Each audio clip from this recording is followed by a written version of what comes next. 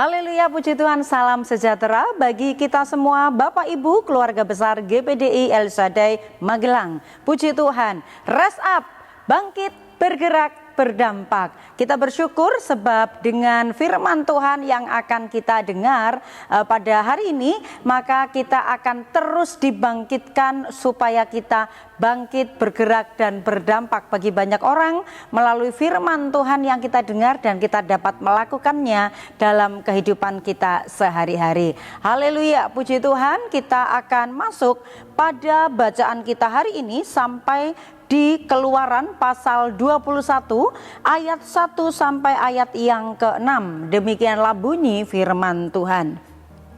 Inilah peraturan-peraturan yang harus kau bawa ke depan mereka. Apabila engkau membeli seorang budak Ibrani, maka haruslah ia bekerja padamu 6 tahun lamanya. Tetapi pada tahun yang ke-7 ia diizinkan keluar sebagai orang merdeka dengan tidak membayar tebusan apa-apa. Jika ia datang seorang diri saja, maka keluar pun ia seorang diri. Jika ia mempunyai istri, maka istrinya itu diizinkan keluar bersama dengan dia. Jika tuannya memberikan kepadanya seorang istri dan perempuan itu melahirkan anak-anak lelaki atau perempuan, maka perempuan itu dengan anak-anaknya tetap menjadi kepunyaan tuannya, dan budak laki-laki itu harus keluar seorang diri. Tetapi jika budak itu dengan sungguh-sungguh berkata, aku cinta kepada tuanku, kepada istriku, dan kepada anak-anakku, aku tidak mau keluar sebagai orang merdeka, maka haruslah tuannya itu membawanya menghadap Allah, lalu membawanya ke pintu atau ke tiang pintu, dan tuannya itu menusuk telinganya dengan penusuk, dan budak itu bekerja pada tuannya untuk seumur hidup. Puji Tuhan. Saya memberikan tema firman Tuhan hari ini yaitu mengabdi. Observasi dalam bacaan kita di sini adalah tentang hukum perbudakan, tentang pembebasan budak dan hak budak. Apa tujuan Tuhan memberikan hukum ini kepada bangsa Israel? Yaitu untuk memberi kepada umat-umat Israel supaya hukum ini akan membawa mereka menciptakan keadilan dan hidup berbelas kasihan. Ya, mari kita menginterpretasi bacaan kita. Budak dalam perjanjian lama itu dapat dibeli dan bekerja sesuai dengan kebijakan tuannya dan hukum moral yang berlaku pada waktu itu. Dan hukum dalam pasal 21 ini adalah memberikan contoh untuk menerapkan bagaimanakah hukum Allah itu melindungi para kaum yang lemah. Khususnya dalam pasal ini Tuhan juga memperhatikan yaitu kaum yang lemah itu adalah para budak-budak yang bekerja, ya, budak belian yang harus bekerja kepada majikannya atau kepada tuannya ini. Seorang budak tentu saja dia harus bekerja dengan seluruh hidupnya itu mengikuti apa kata tuannya.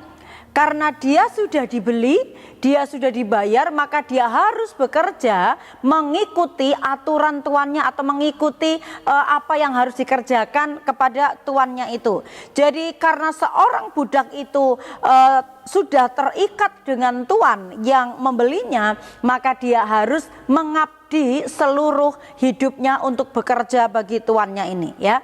Mengabdi artinya adalah melakukan pelayanan atau memberikan bakti kepada seseorang atau sesuatu dengan penuh ketaatan dan kesetiaan.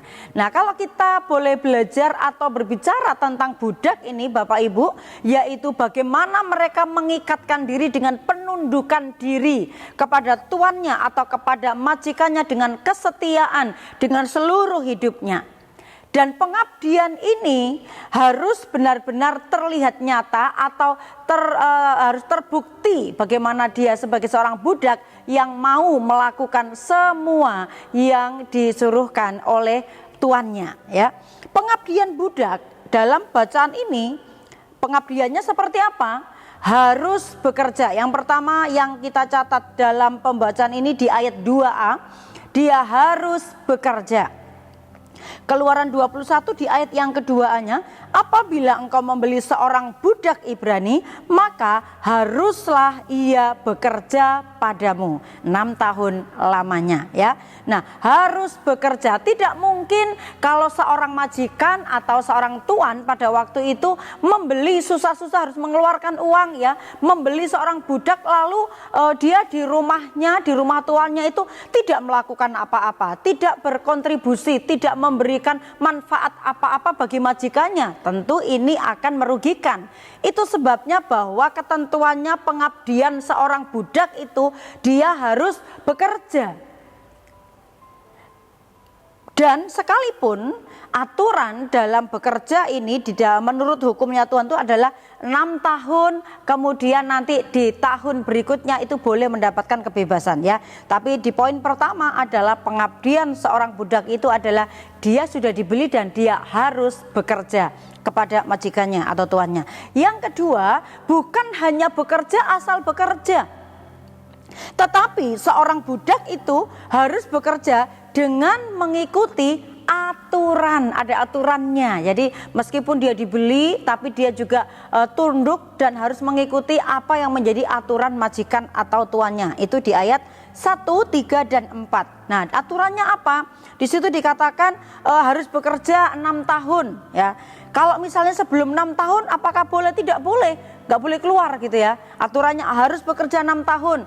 Kemudian Tuhan juga memberikan keleluasaan atau sedikit kelonggarannya bagi para budak pada waktu itu adalah dan juga firman itu disampaikan kepada para tuan, ya, para majikan, yaitu mereka bekerja 6 tahun, lalu di tahun yang ke-7 maka mereka boleh merdeka atau keluar dengan bebas. Itu diberikan mandat, ya, sama Tuhan kepada tuan-tuan itu supaya majikan ini memberikan kelonggaran, ya, memberikan kebebasan kepada mereka di tahun yang ke-7, ya. Jika punya istri dan anak, maka keluarnya tidak boleh dibawa apabila istri dan anak itu adalah pemberian dari majikan atau tuannya. Tapi kalau waktu dibeli bersama dengan istri dan anaknya itu boleh juga kalau keluar dibawa, ya. Tapi kalau itu punya istri dan punya anaknya itu ada di dalam rumah tuannya, maka ketika di tahun yang ke-7 itu tidak boleh dibawa, ya. Itu aturannya, ya. Jadi harus mengikuti aturan sebagai budak. Lalu yang ketiga adalah mengikatkan diri. Jadi pengabdian itu dia mengikatkan diri pada tuannya dengan seluruh hidupnya, dengan seluruh waktunya, yaitu di ayat yang ke-5. Di situ dikatakan, tetapi jika budak itu dengan sungguh-sungguh berkata, aku cinta kepada tuanku, kepada istriku, dan kepada anak-anakku, aku tidak mau keluar sebagai orang merdeka.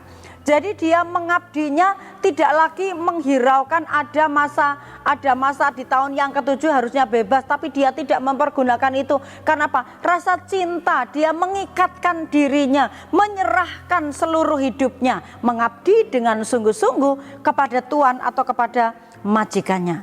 Jadi pengabdian seorang budak ini dapat terbukti melalui penundukan dirinya, keterikatan dirinya kepada tuannya atau kepada majikannya. Budak dia harus melakukan, dia harus tunduk, dia harus mengikuti aturan dari tuan yang sudah membelinya. Pertanyaan bagi kita, Bapak Ibu, kepada siapa kita mengabdi dan kita terikat? Apakah kita mengabdi kepada Kristus? Kalau kita mengabdi kepada Kristus, tentu saja kita akan mengikuti aturan-aturan Kristus. Kita akan melakukan apa yang disuruh oleh Kristus. Kita akan melakukan kebenaran-kebenaran yang sudah diteladankan oleh Kristus. Atau kita mengabdi dan terikat kepada hobi, ya. Ada orang-orang yang sangat terikat dengan hobinya, sehingga hobi itu menjadi seperti majikan tuan, ya, sehingga dia pokoknya harus melakukan seperti yang dia ingin lakukan. Misalnya punya hobi itu mancing, ya, bagi para bapak-bapak, dia harus melakukan mancing sampai mungkin percekcokan antara suami dengan istri, ya, karena keterikatannya, karena keinginannya yang sangat kuat dengan hobi ini. dan itu menjadi seperti Tuhan bagi dirinya, ya. Dia menghambakan diri, mengabdikan diri dengan sesuatu yang tidak berguna, ya. Atau juga ada mengabdi kepada apa lagi? Kepada pekerjaan. Ada orang yang siang malam bekerja, tentu saja tidak salah Bapak Ibu ya, dengan sewajarnya. Tapi ada orang-orang yang terus bekerja siang dan malam sampai lupa waktu, sampai makan tidak teratur, tidak memikirkan kesehatan, bahkan sampai tidak ada waktu untuk beribadah atau untuk berdoa. Akhirnya dia mengtuhankan pekerjaan, menundukkan diri kepada pekerjaan, padahal kita yang harus menundukkan pekerjaan itu ada di dalam kendalinya kita. Tapi orang-orang yang menjadikan pekerjaan itu seperti Tuhan, jadi mengabdikan dirinya, terikat dengan pekerjaan, tidak bisa diganggu gugat oleh apapun juga, ya, diperhamba oleh pekerjaan. Atau juga pengabdian kepada manusia, sampai takut kepada seseorang, tunduk kepada seseorang, melebihi dari tunduk kepada firman Tuhan. Akhirnya dia terjerat karena firman Tuhan bahwa takut kepada manusia itu mendatangkan jerat, kata Amsal ya. Nah, itu sebabnya Bapak Ibu, kita bertanya dalam diri kita ini mengabdi kepada siapa? Kita ini terikat kepada siapa? Tadi pilihannya mungkin ada yang kita terikat kepada Kristus, itu tentu saja adalah hal yang baik. Kalau dunia menawarkan terikat pekerjaan, terikat kepada hobi, terikat kepada manusia yang mungkin menundukkan kita sehingga kita tidak ada kebebasan, maka kita mau belajar seperti firman Tuhan kita pada hari ini, yaitu kepada siapa kita mau mengabdi. Aplikasinya adalah mengabdilah kepada Kristus. Jika kita mengabdi kepada Kristus, maka kita akan mengikuti teladan Kristus, kita akan melakukan hukum-hukum Kristus, yaitu hukum kebenarannya Kristus, ya. Roma 14 ayat 17 sampai 18, sebab kerajaan Allah bukanlah soal makanan dan minuman, tetapi soal kebenaran, damai sejahtera dan sukacita oleh Roh Kudus. Karena barang siapa melayani Kristus dengan cara ini, ia berkenan pada Allah dan dihormati oleh manusia. Yohanes 12 ayat 26. Barang siapa melayani aku, ia harus mengikut aku, dan di mana aku berada, di situ pun pelayanku akan berada. Barang siapa melayani aku, ia akan dihormati Bapa. Puji Tuhan ya. Terakhir Kolose 3 ayat 23 sampai 24. Apapun juga yang kamu perbuat, perbuatlah dengan segenap hatimu seperti untuk Tuhan dan bukan untuk manusia. Kamu tahu bahwa dari Tuhanlah kamu akan menerima bagian yang ditentukan bagimu sebagai upah. Kristus adalah Tuhan dan kamu hambanya. Puji Tuhan, mari kita mengabdi kepada Tuhan Agung kita, yaitu Yesus Kristus, Sang Juru Selamat kita. Kalau kita mengabdikan diri kepada Yesus Kristus, kepada Tuhan kita, kita percaya seluruh kehidupan kita Allah sendiri yang bertanggung jawab dan mengerjakan hal-hal yang dahsyat, ajaib, dan mendatangkan kebaikan bagi kita senantiasa. Puji Tuhan. Saya percaya Bapak Ibu senantiasa diberkati melalui pelayanan pemberitaan firman Tuhan dalam firman Tuhan hari ini. Itu sebabnya apabila Bapak Ibu ingin menyampaikan kesaksian atau pokok-pokok doa tertentu, Bapak Ibu dapat menyampaikannya melalui chat WhatsApp 0813 274 288. Puji Tuhan. Mari kita terima firman Tuhan ini dengan mengucap syukur, kita berdoa. Terima kasih Tuhan, kami bersyukur sebab firman-Mu terus mengasihi kami, terus mengubahkan kami, menjadikan kami mengerti apa yang menjadi kehendak daripada Tuhan. Tolong kami supaya kami menjadi hamba-hamba-Mu yang senantiasa tunduk dan taat Pengabdian kami bukan kepada manusia atau dunia atau apapun yang ditawarkan oleh dunia ini, tetapi biarlah pengabdian kami hanya tertuju kepada Engkau saja sebagai Tuan dan Majikan Agung kami. Berkati kami umat-umat-Mu, keluarga besar GPDI LSD Magelang, supaya kami semakin mencintai firman-Mu dan mencintai Tuhan sebagai Majikan Agung kami. Terima kasih Tuhan, dalam hati kami umat-umat-Mu menyimpan janji-Mu supaya kami jangan berdosa terhadap Engkau. Terpujilah Engkau ya Tuhan, ajarkanlah ketetapan-ketetapan-Mu kepada kami umat-umat-Mu. Terima kasih, kami terima firman-Mu dengan sukacita dalam nama Tuhan Yesus Kristus. Haleluya, amin.